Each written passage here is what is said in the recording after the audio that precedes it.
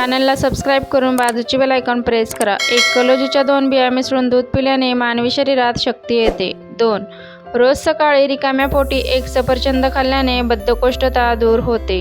3 केळीसोबत लस्सी पिल्याने पोटदुखी वाढते। नंबर 4 पोटात गॅस तयार होत असेल तर अर्धा चमचा दालचिनी पावडर कोमट पाण्यात टाका आणि प्या, यामुळे गॅसची समस्या दूर होईल। नंबर 5 लिंबाचे पाने बारीक करून वास घेतल्याने डोकेदुखीमध्ये आराम मिळतो।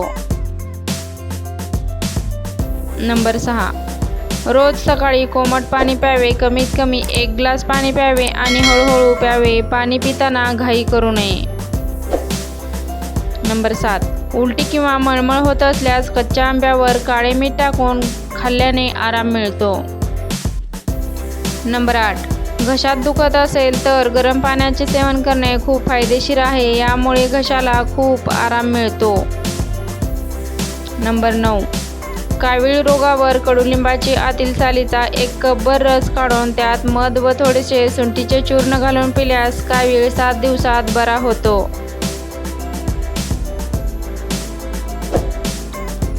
नंबर 10 दिवसातून किमान 2 ते 5 मिनिटे तुमच्या केसांना तेलाने पूर्णपणे मसाज करा, यामुळे तुमचे केस गळणे हळूहळू कमी होईल।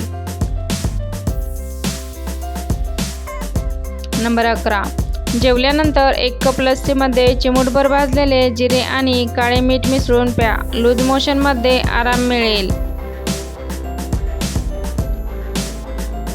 नंबर 12 डोकेदुखीचा खूप त्रास होत असेल तर दुधामध्ये बदाम मिसळून तयार केलेले दूध सकाळी रिकाम्या पोटी प्या आणि ते सेवन केल्यानंतर 2 तास काहीही खाऊ नका। नंबर 13 दररोज सकाळी रिकाम्या पोटी कच्चा लसूण सोलून खाल्ल्याने रक्ताभिसरण सुधारते आणि हृदय मजबूत होते, त्यामुळे कोलेस्ट्रॉल कमी होते।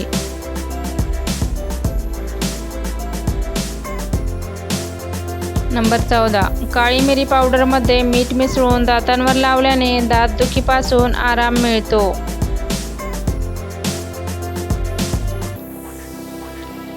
नंबर 15 ओवा ही एक वेदना कमी करणारी औषधी आहे। ते हलके भाजून घ्या आणि तोंडात ठेवा आणि हळूहळू चावा, याच्या सेवनाने कंबरदुखीपासून लवकर आराम मिळतो।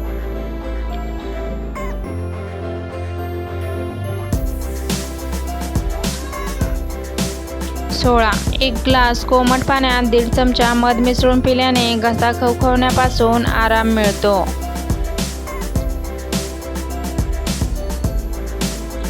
नंबर 17 जेवण कधीही चप्पल किंवा बूट घालून करू नये किंवा बनवू नये आणि शूज किंवा चप्पल घालून स्वयंपाकघरामध्ये जाऊ सुद्धा नये।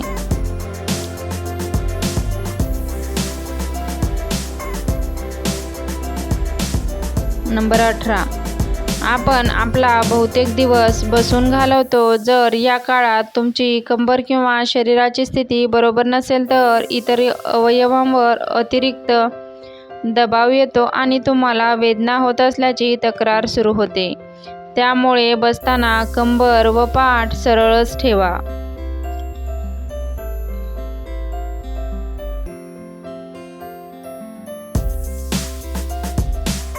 नंबर 19 सूर्यफुलाच्या बिया, खरबुजाच्या बिया, जवसाच्या बिया, भोपळ्याच्या बिया आणि या सगळ्या बिया हे सर्व केसांची आरोग्य सुधारण्यासाठी खूपच फायदेशीर असतात किंवा आहेत।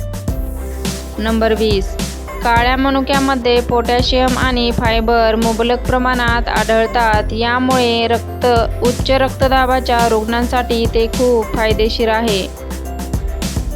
नंबर 21 काळा मनुका खाल्ल्याने हृदयाच्या गंभीर समस्या टाळता येतात। शरीरातील रक्ताची कमतरता दूर करण्यासाठी रोज भिजवलेले काळे मनुके खावेत। 22 कडुलिंबाच्या तेलाचे काही थेंब टूथपेस्टमध्ये मिसळल्याने दातदुखी आणि दात किडण्यापासून आराम मिळतो।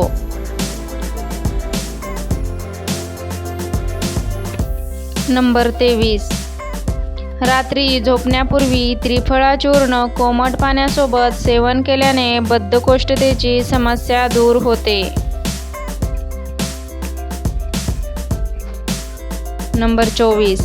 कडुलिंबाच्या तेलाचे काही थेंब टूथपेस्टमध्ये मिसळल्याने दातदुखी आणि दाताच्या कीडपासून आराम लवकर मिळतो. नंबर 25. किडा चावल्यास ताबडतोब कच्चा बटाट्याचा पातळ तुकडा कापून त्यावर मीठ लावा आणि कीटक चावलेल्या भागावर 5 ते 7 मिनिटे चोळा.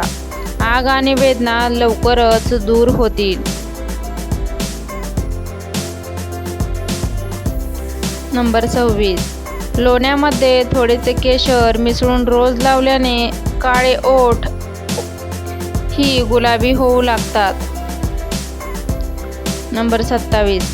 श्वासाच्या दुर्गंधीने त्रस्त असाल तर दालचिनीचा तुकडा तोंडात ठेवा. श्वासाची दुर्गंधी लगेच निघून जाते.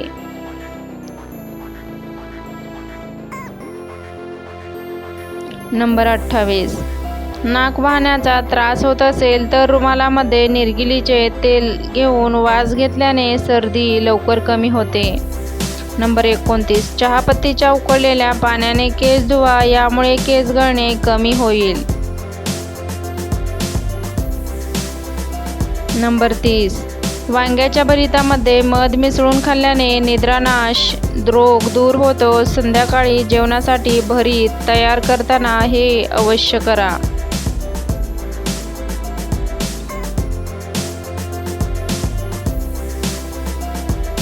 नंबर 31. संत्र्याच्या रसामध्ये थोडेसे मध मिसळून 1 कप दिवसातून 3 वेळा पिल्याने गर्भवती महिलांना अतिसारामध्ये आराम मिळतो.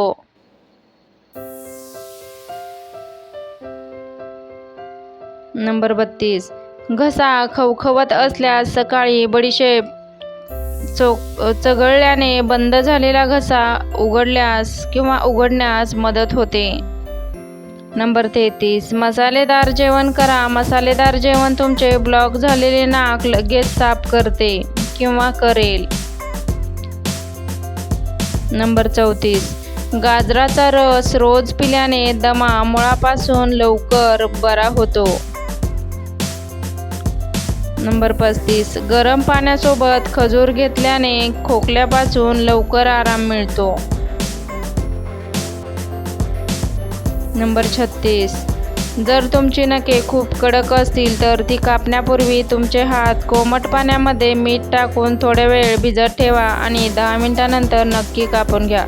यामुळे सर्व नखे सहज कापले जातील.